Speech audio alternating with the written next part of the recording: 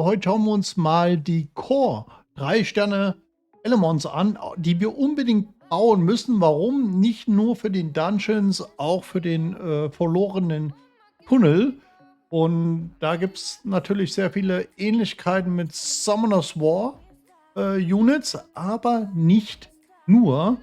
Und gerade am Anfang, wo wir momentan sind, im Early Game, brauchen wir unbedingt diese 3 Sterne-Elements und die schauen wir uns heute mal an. Momentan bin ich an der Tierliste dran. Es geht natürlich nicht rasend schnell, denn ich habe so viel zu tun. Es kommen viele neue Videos demnächst. Hier und da bei Watcher of Realms bin ich ja auch noch dabei. Also da kommen auch neue Videos, keine Angst. Aber momentan am Anfang des Spiels hier Element Fischen müssen wir natürlich sehr viel Material bringen für alle, die gerade erst mit dem Spiel anfangen, denn es kommen natürlich nicht nur Spieler von Summoner's War rüber zu Element Fischen, sondern auch viele Spieler, die Summoner's War gar nicht kennen. Ja, und die müssen alles von Neuem lernen, die ganzen Skills, die ganzen Elements und vor allen Dingen, welche gerade 3 Sterne Units wir unbedingt brauchen, gerade für die Dungeon Runs und für den Tunnel, aber auch durchaus im Gildenkrieg. Und in der Tierlist könnt ihr eigentlich ganz cool sehen, wo wir da gute Units haben für bestimmten Bereich. Zum Beispiel hier für Heavy Metal Box Club seht ihr immer von S-Rang natürlich das Beste bis hin zu D, also eher schlecht in diesem Dungeon. Aber gewisse Units können in einem Dungeon oder in einem gewissen Content sehr stark sein und in anderen Content natürlich nix sein. Aber das seht ihr dann alles hier in der Liste. 3, 4 Sterne Helden. Es sind hier aufgelistet. Oh, mein Internet ist noch so slow, so slow. Naja, das ist halt Deutschland. Da geht alles ein bisschen langsamer, wenn nicht sogar noch langsamer. Ja, aber fangen wir mal an mit dem ersten Element, auf das es wirklich ankommt hier im Spiel, gerade auch im verlorenen Tunnel. Und das ist eins, was ich noch nicht habe. Ich weiß nicht warum. Ich habe es bisher nicht gezogen. 3 Sterne Held Popo-Reiter in Feuer. Wer ist das von Summoner's War? Spectra. Ja, Spectra kennt ihr alle aus Summoner's War. Sehr, sehr, sehr starke Unit bis hin ins Endgame. Ja, wir spielen sie in 2 Dungeons, 2 bis 3 Dungeons und natürlich im verlorenen Tunnel. Sie hat einen starken Speed Debuff, sie pusht die Attack-Leiste und sie bekommt hier nochmal selber Speed dazu, wenn ihr sie auf 6 Sterne gemacht habt. Früher oder später werdet ihr Popo-Reiter auf 6 Star bringen. Sie muss nicht unbedingt 6 Star sein, aber gerade wegen dem Speed plus 15 Speed-Wert vereinfacht es natürlich sehr viel, denn ihr habt noch nicht so die Bauteile am Anfang. Also Spectra müssen wir jetzt gar nicht groß drauf eingehen. Ihr habt ja die Tabelle in der Tierlist. Da seht ihr, wo sie überall gut ist. Schauen wir uns noch mal schnell die Skills an. Also hier Geschwindigkeits-Debuff auf allen Feinden, nicht nur beim Boss. Ja, und dann haben wir hier Schaden basiert auf dem maximalen LP des Ziels. Also sie haut den Boss wirklich massiv von der Lebensleiste runter.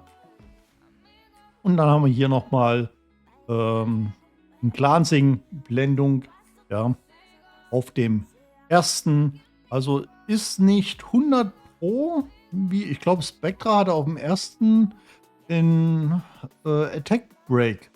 Ja, also wenn ich sage Spectra, das heißt nicht, es muss 1:1 der gleiche Wert sein, aber zum größten Teil ist es gleich wie Spectra aus Summoner's War. Ja, und hier Anführer Leader Skill haben wir nochmal plus 25% Attack für unsere Feuer Elements. Also Popo-Reiter, sehr starker Unit, gerade im Heavy Metal Dungeon. Ja, und natürlich auch im verlorenen Tunnel, da Popo-Reiter, Feuer, 3 Sterne Element, sehr, sehr stark. Nächstes Element, ja, schon wieder Popo-Reiter. Also ihr merkt schon, die Popo-Reiter, die haben es in sich.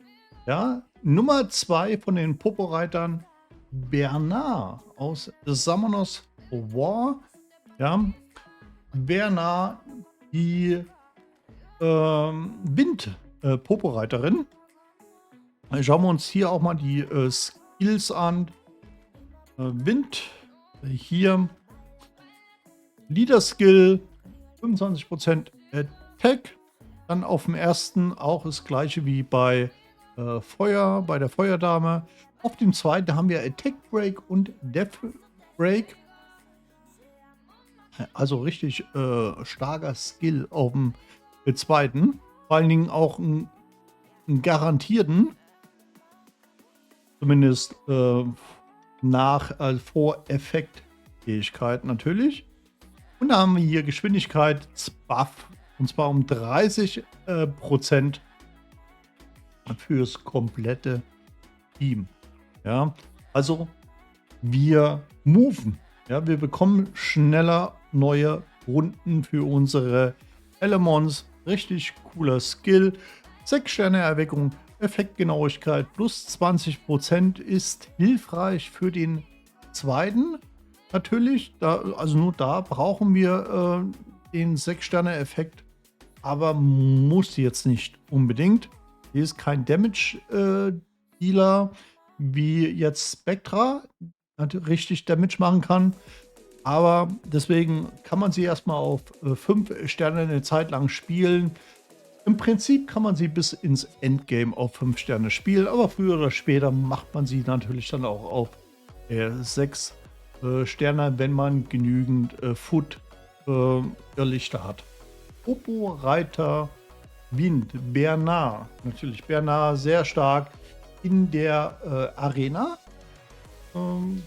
Sehr stark im richtigen Team, aber auch sehr stark im Boxclub. Also ich sehe es hier auf A, ich würde sogar ein S geben im Boxclub. Ja, A bis S. Und im Tunnel auch sehr, sehr gut. Man kann sie auch im Gildenkrieg spielen, je nach Team. Also eigentlich generell sehr gut im Spiel. Popo-Reiter, Wind, Dame. So, nächstes Element. Lynn. Popo-Reiter, Licht. Ja, Popo-Reiter, Licht, die Lynn aus Summoners War. Und das ist unser richtig harter Damage-Dealer. Sehr, sehr stark im Boxclub, sehr, sehr stark Heavy Metal Club. Aber sie braucht das passende Team, denn Lynn, je nachdem wie man sie baut, ob man sie auf Damage, Crit Rate baut, kann sie sehr squishy sein. Und wir brauchen also hier ein gutes Team. Das ist dann was für Speedruns. Später Lynn für Speedruns, Lynn sage ich schon, Popo-Reiter Licht. Popo-Reiter Licht. Sehr gut für Speedruns geeignet. Schauen wir uns mal die Skills an. Auf dem ersten auch gleich wie Feuer und Wind mit Blenden. Dann auf dem zweiten Schaden, greife einen Feind an, Schaden basiert auf den maximalen LP des Ziels. Ähnlich wie bei der Feuer-Popo-Reiterin.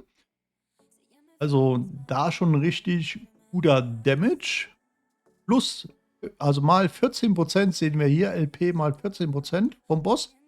Und dann haben wir hier auf dem dritten, greife einen Feind an und verursache eine Runde lang Betäuben, also ein Stun.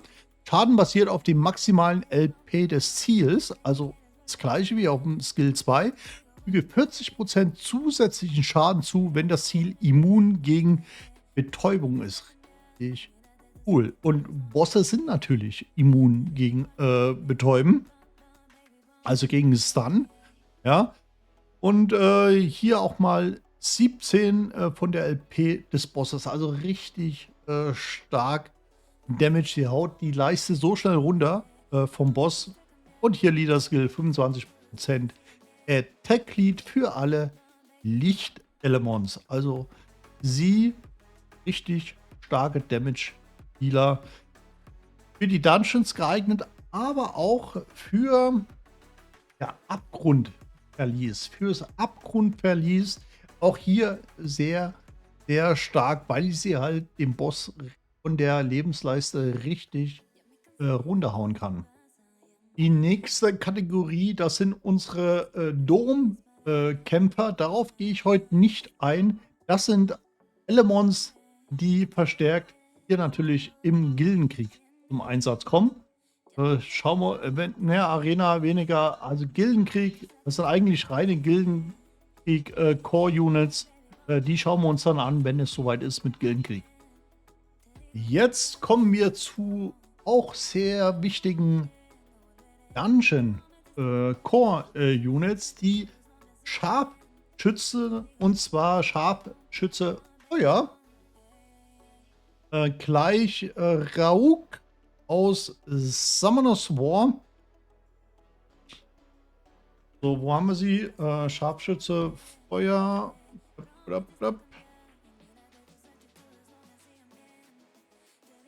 Nee, das ist die Laserratte. Wo ist die Scharfschütze? Scharfschütze. Ja, Scharfschütze Feuer. Schauen wir uns die Skills an auf dem ersten Deathbreak. Richtig, richtig gut. Auf dem ersten Deathbreak ist immer stark. Zweiter gewährt allen Verbündeten 2 Runden lang Crit erhöhen und greift dann gemeinsam mit 2 Verbündeten einen Feind an. Also ist nicht 100 Pro wie aus Summoner's War, aber schon sehr, sehr ähnlich. Und auf dem dritten schießt es 6 Pfeile ab. Die ersten 3 werden das ausgewählte Ziel garantiert treffen, während die letzten 3 zufällige Ziele auswählen und angreifen. Jeder Pfeil absorbiert 20% der Aktionsleiste des Feindes. Je niedriger die Aktionsleiste des Ziels, desto größer die Kraft. Also je weniger Attackleiste der Boss hat, umso mehr Damage fahren wir.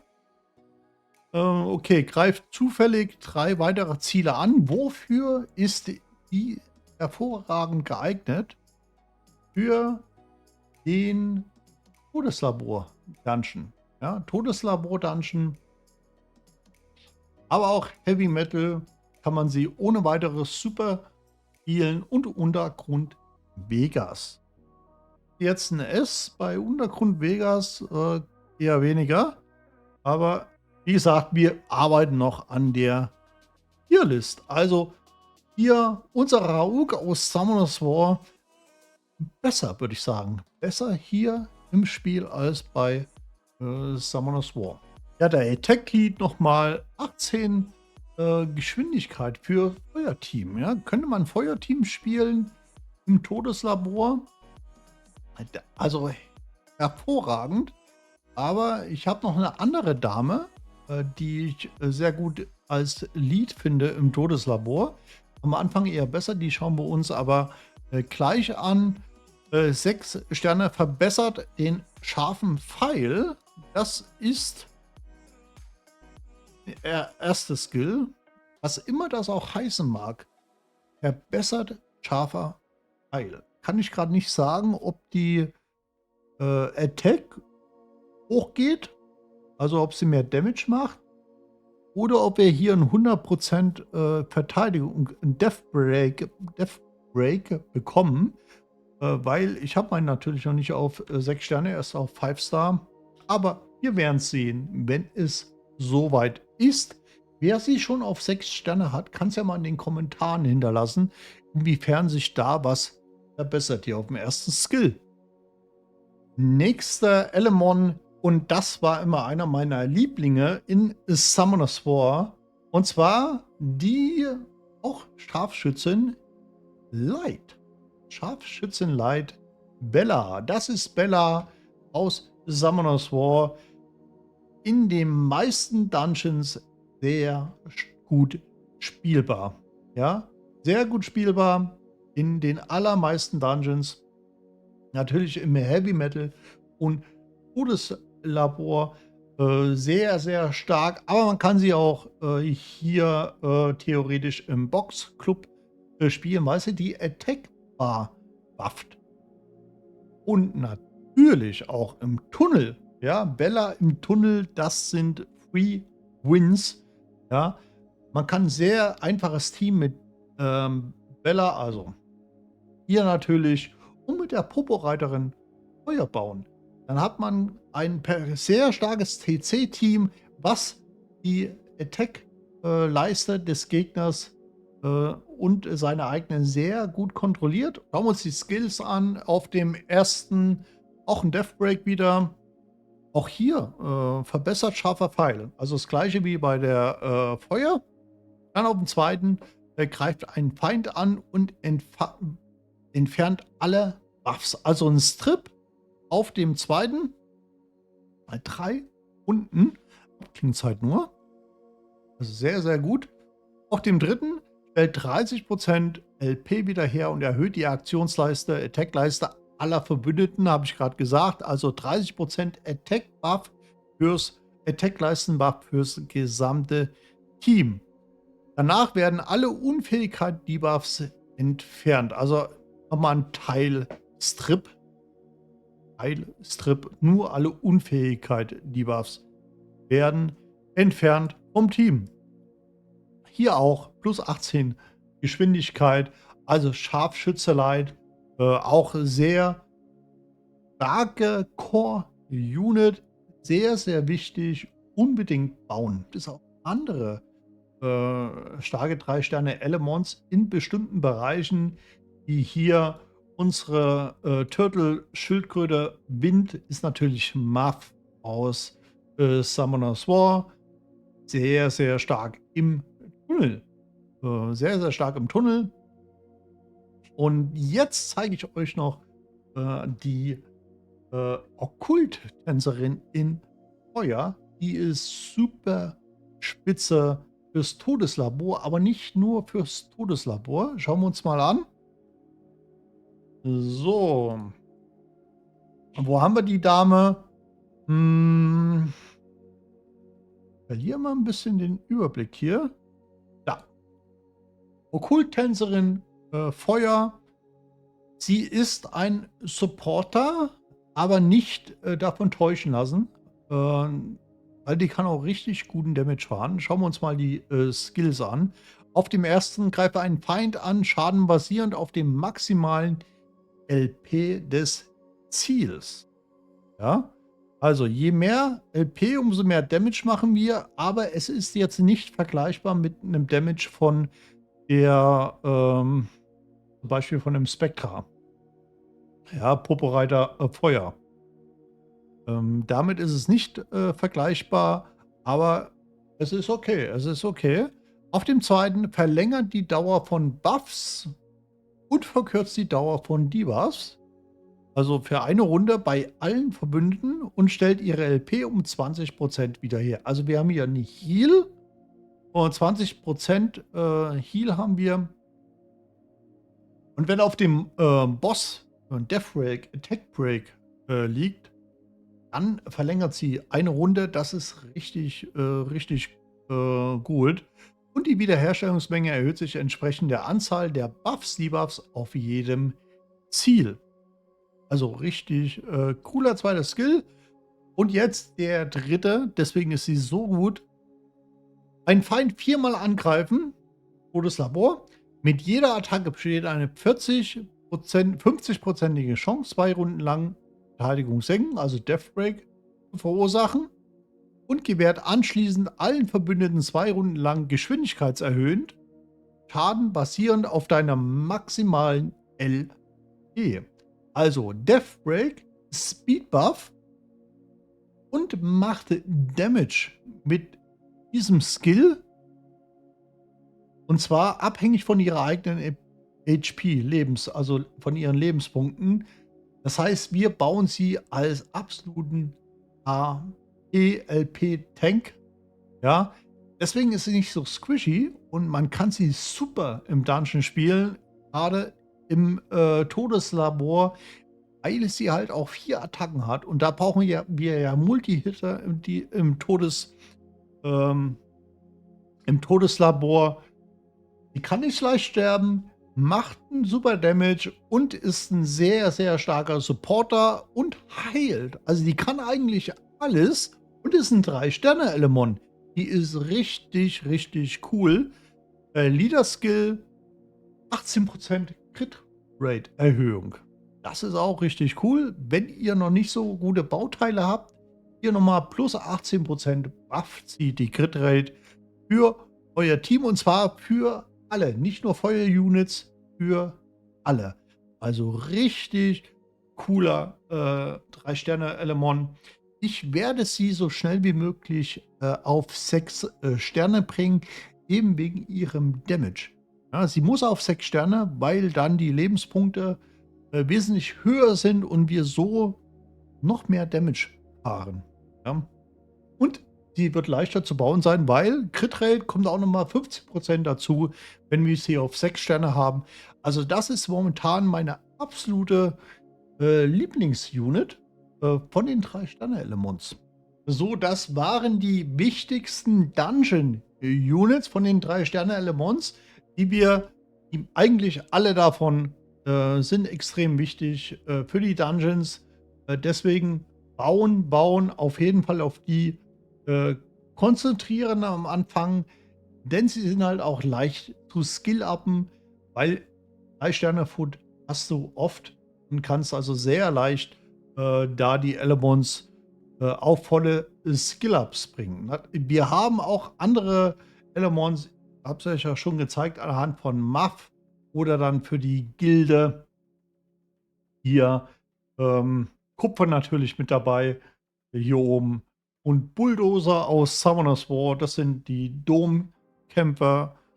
Alle SW-Spieler kennen die natürlich. Also Gildenkampf, Material oder auch hier ihn hier den Windriesen, Megan, ja, aus Summoner's War.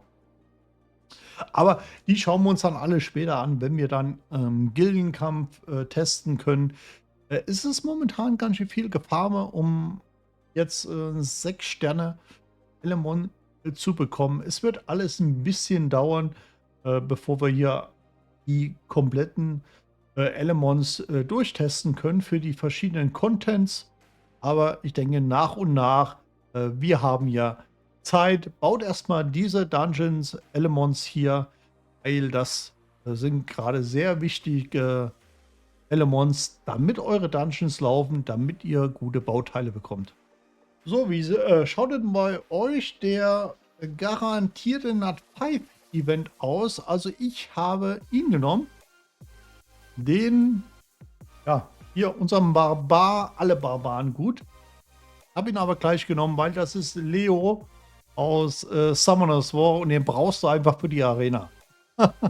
Deswegen, den brauchst du einfach für die Arena und man weiß nicht, wann man ihn zieht. Und ich will halt so schnell wie möglich ein gutes Arena-Team haben, denn jetzt am Anfang vom Spiel ist es noch einfach, sich in der Arena hochzukämpfen. Ja, in 3 Monaten sieht die Sache schon anders aus. Ja, deswegen habe ich den Windbarbaren genommen. Ja, also mega geiles Element. Wir sehen uns beim nächsten Mal. Keep on grinding. Euer Lobo.